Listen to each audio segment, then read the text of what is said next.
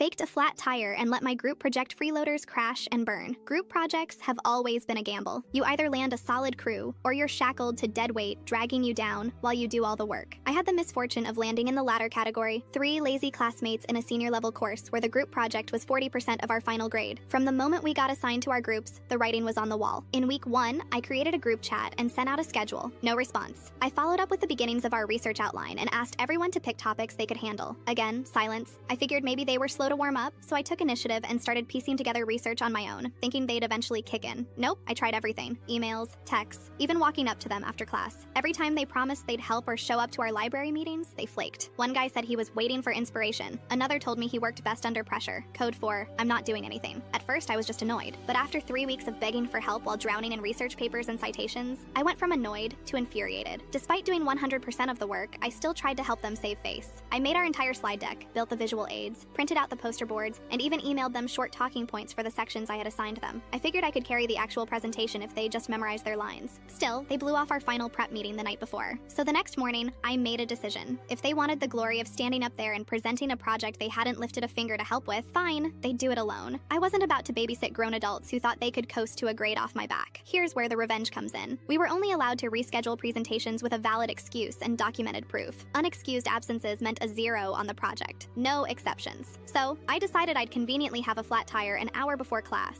I lived out of town, so this wasn't hard to fake. I went to a local junkyard, bought the cheapest beat-up used tire they had, got a receipt and everything, took some photos of it in the backseat of my car, and emailed my professor saying I'd had a blowout on the way to campus and was waiting on roadside assistance. I attached the receipt and photos. He replied kindly, saying I could do a solo presentation during his office hours later that week. Then I sat back and waited for the show to implode. The aftermath was better than I imagined. One of the group members emailed me later that day in a panic asking where I was. I told them to check with the professor. A friend of mine in class told me the group froze during the presentation. One girl tried to read off the slides and got cut off by the professor. Another tried to pass my talking points off as their own but couldn't answer any follow-up questions. They stumbled, stuttered, and ultimately admitted that I was the one who did the project. The professor was apparently unimpressed. Not only did they likely fail the project, but considering their low grades in the class already, it might have cost them their entire semester. Meanwhile, I presented one-on-one during office hours. Since I knew the material inside and out because I wrote the entire thing, I crushed it, got full marks. A few weeks later, the professor emailed me privately and said he appreciated my honesty and how I handled the situation. He didn't get into detail, but I suspect he may have spoken to them about academic integrity, or at least gave them a rude awakening.